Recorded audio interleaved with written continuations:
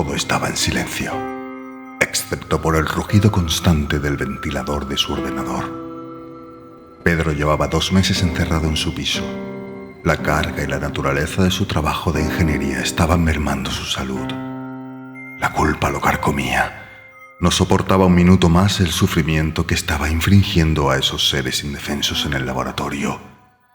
Desde que le dieron de baja por depresión, apenas salía más que para comprar algo rápido en el supermercado de abajo. El resto del tiempo lo pasaba frente a la pantalla, con el zumbido monótono del ventilador llenando la habitación, navegando por foros, redes sociales de scroll infinito o simplemente mirando el monitor sin leer nada. Solo su perra Luna, una mezcla de podenco y labrador, le hacía compañía acurrucándose a sus pies. Pero desde hacía unos días, algo en la casa no iba bien. Todo empezó con ruidos pequeños, clics en el teclado cuando él ya estaba en la cama, como si alguien estuviese escribiendo. El monitor se encendía en mitad de la noche. Al principio, Pedro pensó que era el estrés, la medicación o la falta de sueño, hasta que una madrugada encontró en el escritorio una carpeta nueva llamada Luna. Dentro había decenas de fotos de su perra, fotos que él nunca había hecho, fotos tomadas en ángulos imposibles, desde arriba mientras dormía, desde la cocina cuando le ponía la comida, incluso desde el pasillo cuando abría la puerta para salir. Empezó a obsesionarse, revisó el sistema, buscó troyanos, malwares, cualquier rastro de intrusión. Nada. Los registros estaban limpios, ninguna conexión sospechosa, todo en orden. Pero cada mañana había más imágenes, más recientes y más cercanas. No tenía sentido. ¿Se estaba volviendo loco? ¿Sería la medicación? Sabía que uno de los medicamentos que tomaba para conciliar el sueño tenía efectos hipnóticos. Por supuesto, tenía que ser eso. ¿Qué otra cosa podía ser? No creía en absoluto en la parapsicología. Al final, todo tiene una explicación racional. Pero aquello, fuese lo que fuese, no cesaba. Otra mañana, otra foto tomada con el móvil dentro del apartamento a su perra durante la noche. En primer plano, asustada, mirando a cámara. Harto, esa noche apagó el ordenador. Lo desenchufó y cubrió con una manta antes de irse a dormir. Se llevó a Luna a la cama, decidido a ignorarlo todo. A mitad de la madrugada, los gruñidos bajos de la perra lo despertaron. La luz azul del monitor desde su despacho se reflejaba en el suelo del pasillo. Por un instante pensó que estaba soñando, pero pronto cayó en la cuenta. El ordenador estaba desenchufado. Era imposible que el monitor estuviese encendido. En su cama, bajo el edredón, quedó petrificado y un escalofrío le recorrió el cuerpo. Podía notar todos los pelos de punta como agujas. ¿Qué explicación podía tener? Antes de que pudiera articular el siguiente pensamiento, el televisor se encendió con el volumen al máximo. Las 3 a.m., el sonido atronador de algún anuncio de televenta lo sacó de la parálisis. Saltó de la cama y se dirigió al salón para apagar el televisor. Accionó el botón del mando y volvió la oscuridad y el silencio. Pero la luz del monitor seguía emergiendo a través de la puerta de su despacho. Temblando, fue a mirar. El PC estaba de nuevo enchufado y encendido. La manta tirada en el suelo. En la pantalla, la cámara integrada mostraba la sala en tiempo real. Y en una esquina oscura, detrás de la silla, había alguien. Una silueta negra, casi pegada a su espalda. Giró en seco, pero no había nada. Cuando volvió a mirar el monitor, la cámara mostraba solo su cara, en primer plano. La carpeta Luna parpadeaba con un nuevo archivo. Era un vídeo. Lo abrió con un clic torpe sudando. La grabación mostraba a su perra dormida en el sofá, mientras una mano larga y huesuda acariciaba su lomo con lentitud. Una sombra casi imperceptible moviéndose en el fondo.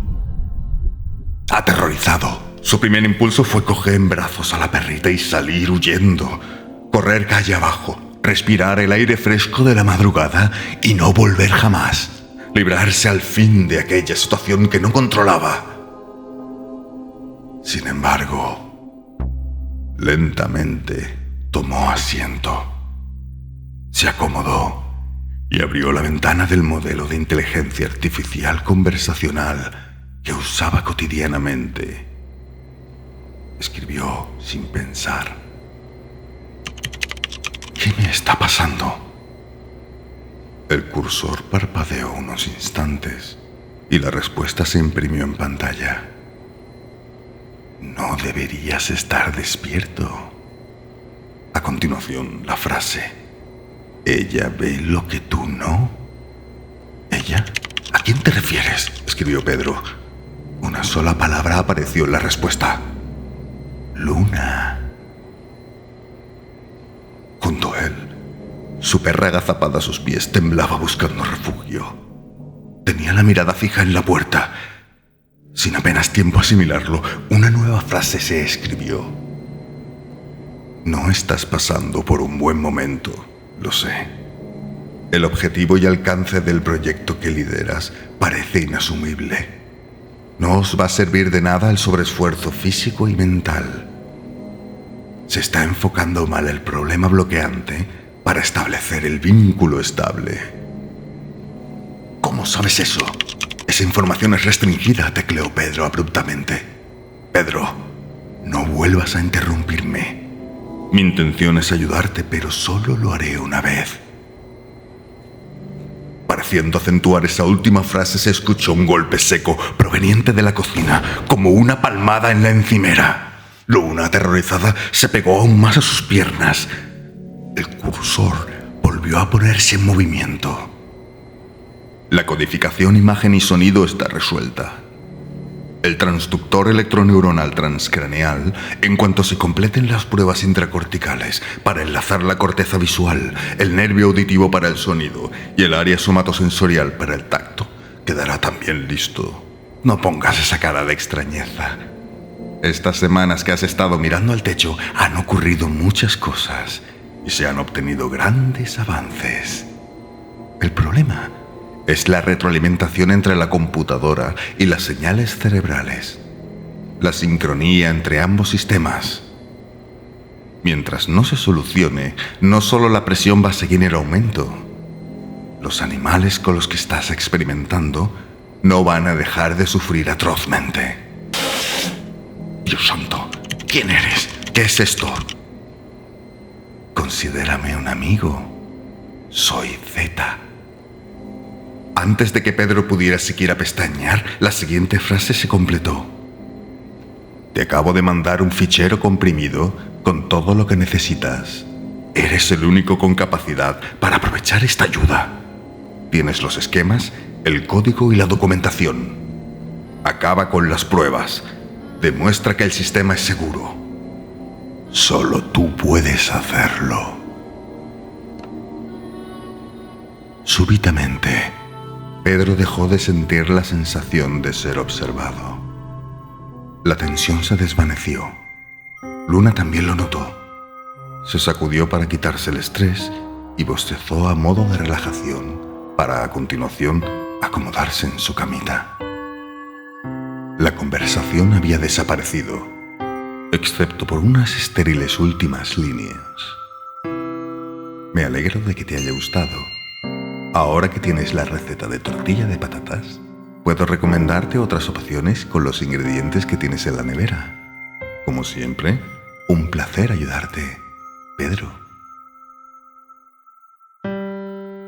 A la mañana siguiente, sin haber pegado ojo revisando toda la documentación, Pedro se dirigió a las instalaciones del laboratorio. El reconocimiento por sus descubrimientos fue inmediato.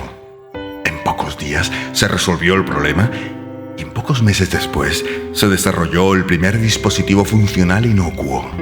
Al principio muy básico, pero en apenas un par de años se pasó de inducir figuras sencillas y sonidos elementales oníricamente a complejos escenarios en humanos. El potencial y versatilidad de inyectar en la corteza cerebral experiencias sensoriales abría un mundo de posibilidades. Para empezar, en la industria del entretenimiento. La patente fue adquirida por el fondo de inversión Will Naga para el desarrollo de tecnologías avanzadas por una cantidad astronómica de dinero. Así, se creó Dreamforge, el primer servicio de streaming de sueños a la carta lanzado masivamente en el año 2033.